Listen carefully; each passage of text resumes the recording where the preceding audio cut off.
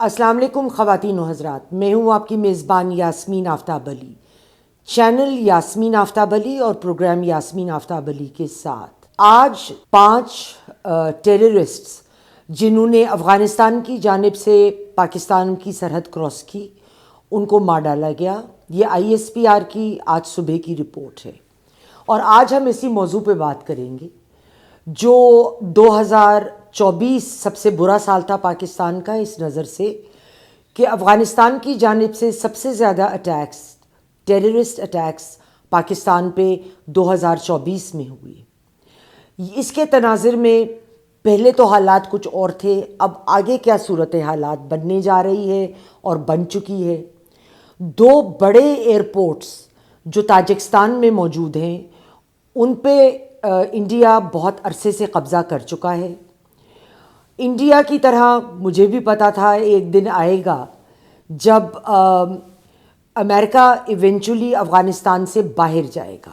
کوئی بھی ملک پوری زندگی کے لیے انڈیفینٹلی کسی ملک پہ بوٹس آن گراؤنڈ کی سچویشن کنٹینیو نہیں کر سکتا ہے۔ میں نے سپٹمبر 2013 میں ایک آرٹیکل نیشن میں لکھا تھا، جس زمانے میں میں نیشن میں لکھتی تھی، جس میں میں نے اس بات پہ بہت تفصیلی گفتگو کری تھی، اور اس آرٹیکل کا میرا ٹائٹل تھا "دا نیو گریٹ گیم"۔ اس پہ بھی میں بات کروں گی، کیونکہ یہ تمام باتیں جو آج کل ہم دیکھ رہے ہیں وہ میں نے اس اپنے 2013 کے آرٹیکل میں پریڈکٹ کری تھی۔ خواتین و حضرات، 1980s کی دہائی سے جب پاکستان نے مجاہدین کو بیک کیا، اس کے بعد سے وہ طالبان ری کرسچن ہوئے، اور 20 سال سے زائد پاکستان ان کو فنڈ کرتا رہا، سپورٹ کرتا رہا، اور افغانستان سے اسی تعلق کی بنا پر لاکھوں کی تعداد میں ان کے جو ریفیوجیز تھے وہ ہمارے ملک میں آئے، بسے، شادیاں کریں۔ کافی زیادہ لوگ انڈاکیومنٹڈ بھی تھے جن کو اب ہٹایا گیا ہے، بڑی تعداد کو واپس بھیجا گیا ہے، اور اللہ کرے ایک ریفیوجی جو ادھر ہے اس کو ہمارے ملک سے ملک بدر کیا جائے۔ یہ ہماری سیکیورٹی اور اکنامک سالمیت کے لیے بے حد ضروری ہے۔ جب طالبان کو پاکستان سپورٹ کر رہا تھا تو انڈیا ظاہر ہے ان کو پاکستان کا ایز اے پراکسی آرم سمجھتا تھا، اور جب طالبان کی حکومت US کی ایگزٹ کے بعد واپس آئی تو انڈیا نے اپنی ایمبیسی کابل سے ہٹا لی تھی، بند کر لی تھی۔ یہ تو کل کی بات تھی۔ آج کی بات کریں، آج کابل میں بڑھتی ہوئی قربت انڈیا کے ساتھ پاکستان کو بہت تشویش دینی چاہیے، اور اس پہ میں تھوڑا سا تبصرہ کروں گی۔ ہمارے ہاں جو بہت بڑے بڑے نام ہیں جو خود کو گلوبل ایکسپرٹس بولتے ہیں، وہ 2013 میں مجھ سے متفق نہیں تھے جب میں یہ باتیں کرتی تھی، اور آج بھی ہم شومی قسمت سے وہی اسٹریٹجک ڈیپتھ کا ڈھول پیٹے چلے جا رہے ہیں۔ اس کو تھوڑا سا دیکھتے ہیں۔ کابل میں نومبر 2024 میں JP سنگھ جو joint secretary of external affairs ہیں، افغانستان، پاکستان اور ایران کی ڈیسک کی ذمہ داری ان کے اوپر ہے، انہوں نے ایکٹنگ افغان منسٹر ملا محمد یعقوب سے ملاقات کی۔ اس کے ٹھیک ایک ہفتے بعد طالبان نے اکرام اللہ کامل کو اپنا سفیر انڈیا میں مقرر کر دیا۔ یاد رہے ابھی تک انڈیا نے سرکاری طور پہ کابل کو طالبان کو ایز اے گورنمنٹ ایکسیپٹ نہیں کرا ہے، اس کو قبولیت کا درجہ نہیں بخشا ہے۔ ہمارے خطرے کا الارم تو تبھی تک بجنا چاہیے تھا، لیکن ہم لوگ اسٹریٹجک ڈیپتھ کو لے کر بیٹھے ہیں، اور یہ میں پہلے دن سے کہتی آئی ہوں کہ ایک دن یہ اسٹریٹجک ڈیپتھ ہمارے گلے پڑ جائے گی، ہمیں اس کے نقصان کے علاوہ اور کچھ بھی نہیں ہوگا۔ کیسے، یہ میں آپ کو بتاتی ہوں۔ حال ہی میں انڈیا کے فارن منسٹر وکرم مسری نے افغان کے فارن منسٹر عامر خان متقی سے ملاقات کی۔ یہ ملاقات دبئی میں ہوئی۔ اس میں 2 پوائنٹس کے اوپر گفتگو ہوئی۔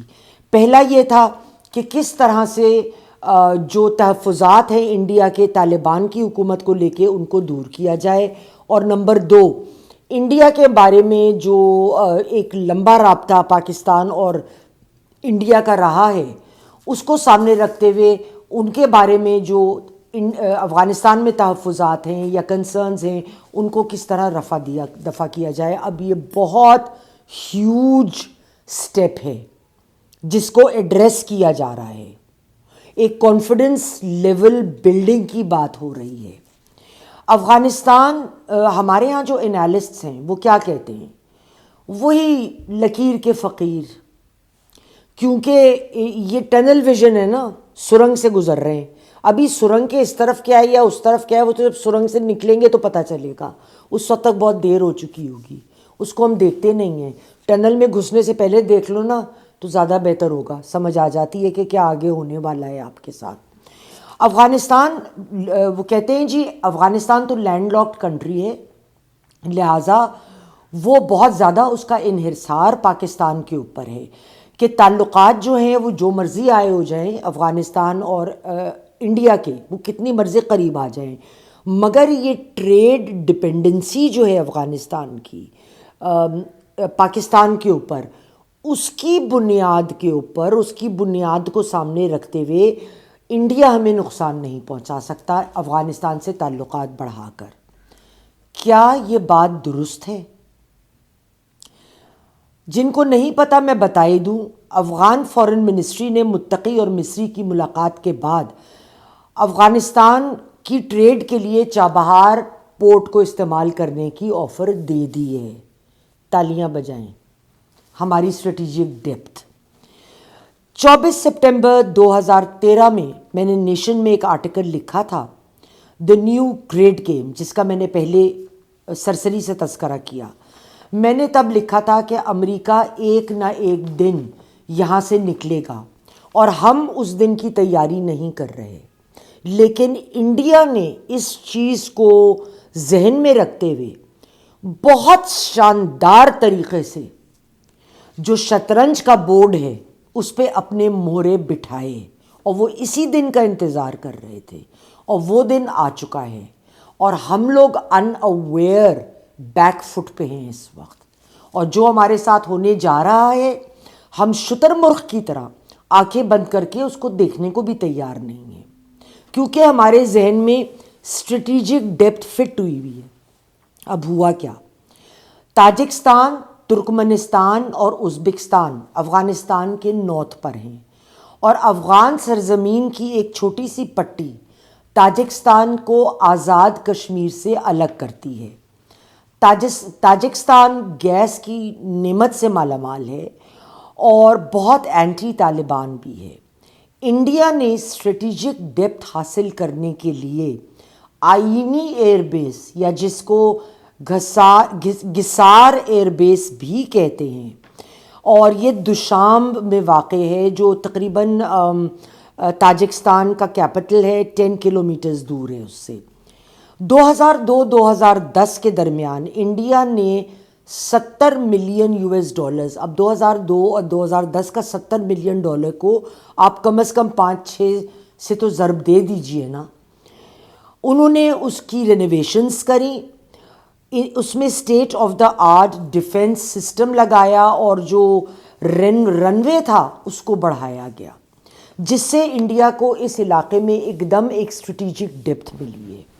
دوسرا جو ایئر بیس انڈیا کے ہاتھ میں ہے وہ ہے تاجکستان کا فرخور ایئر بیس, اور چونکہ پاکستان افغانستان کو اپنی زمین کو استعمال کرنے نہیں دیتا اجازت کہ وہ وہاں سے پاکستان کی سرزمین استعمال کر کے انڈیا کو مال لے کے جائیں یا انڈیا کا مال ہمارے ملک کے تھرو افغانستان جائے, تو آئی اے ایف جو مال ہے وہ آئینی ایئر بیس سے اٹھا کے فرخور پہنچاتا ہے, اور فرخور سے یہ مال افغانستان بائی روڈ لے جایا جاتا ہے.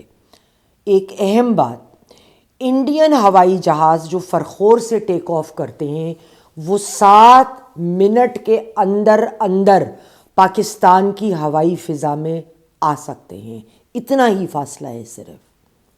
مگر ہماری اسٹریٹجک ڈیپتھ. اس کے علاوہ جنہیں نہیں پتہ میں یہ بتاتی چلوں کہ ایک سڑک بالکل بنی ہوئی ہے ٹرانزیکشنل روٹ، یہ دلارم سے آکسس کو ملاتی ہے اور افغانستان کو ایک آلٹرنیٹ ٹرانزٹ روٹ آفر کرتی ہے۔ جو تعلقات انڈیا اور افغانستان کے درمیان قربت لا رہے ہیں اور جو فائدہ اس سے انڈیا کو ہوگا، جتنے کھلے عام وہ طالبان کا استعمال زیادہ کھل کر سکیں گے اگر وہ طالبان کو یہ آلٹرنیٹ روٹ دینے میں کامیاب ہوتے ہیں، کیونکہ انڈیا پہلے بھی فنڈنگ کرتا رہا ہے طالبان کی پاکستان کے خلاف، اس کے پورے شواہد اور فیکٹس موجود ہیں۔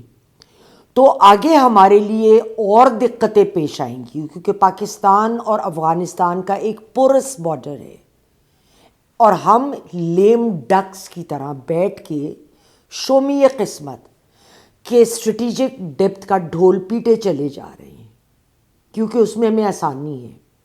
لیکن اس وقت شدید ضرورت ہے، پانی آلریڈی ہمارے سر کے اوپر سے گزر چکا ہے، اس وقت ایک بڑی کوجنٹ اور سمجھدار اسٹریٹجی کی ضرورت ہے۔ خواتین و حضرات، پروگرام پسند آیا ہو لائک کریں، شیئر کریں، کمنٹ باکس میں کمنٹ دینا نہ بھولیے، اور اگر آپ نے چینل کو سبسکرائب نہیں کیا تو بیل آئیکن پریس کر کے چینل کو ضرور سبسکرائب کریں۔ اگلے پروگرام تک خدا حافظ۔